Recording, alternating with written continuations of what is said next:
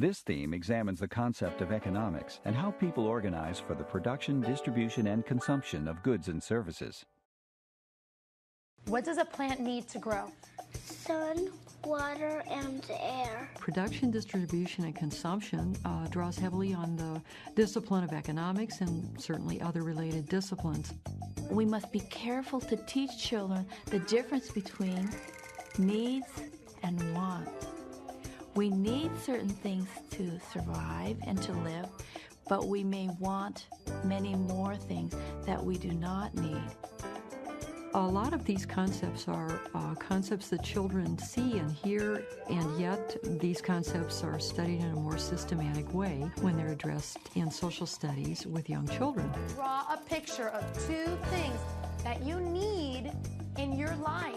In Tampa, Maylene Gonzalez's kindergartners will realize their own economic experience through differentiating needs and wants. You just had a birthday. Did you ask your mommy for anything? A Game Boy.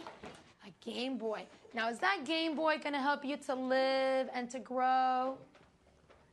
I can't hear you. No. No. But you Wanted it. You wanted that Game Boy. First, we made our own chart as a whole class of what the difference between what needs are and what wants are. And then I let them make their own chart of their needs and their wants. And that was kind of a way for me to see if they understood the concept. Food. Those are his needs. Now tell us what your wants are. A scooter and a skateboard. Show us the pictures. Show the class your pictures. I think it's important that you have to learn social studies because it helps you realize what they did and how to understand more about what they did back then in the colonial times. Students grasp basic ideas such as needs and wants at an early age. As they move into higher grades, they begin to process more sophisticated concepts. In San Bruno, Kathleen Waffle encourages her 5th graders to think from multiple perspectives by comparing businesses from colonial times to present day. One of the objectives I had was for the students to really understand what it was like to live and be part of the colonial times, to have an empathy for the daily lives and the economic growth. And I'm hoping that they will be able to empathize with business owners of today's world as well as business owners of the past. Today we're going to look at the specific trade of a silversmith. If you were living in colonial Williamsburg, was there enough information in his ads to entice you to be a customer of James Getty Jr.? Andy?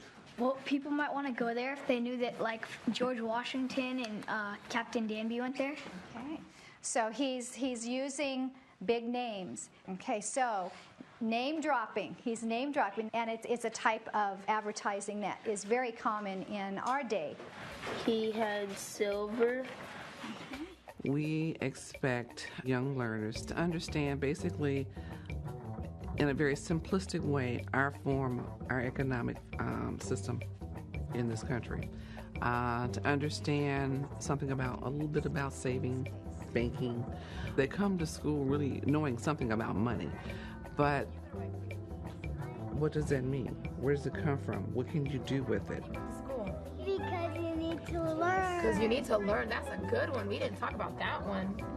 What are you going to write for your needs? A home. A home. Everybody needs a home.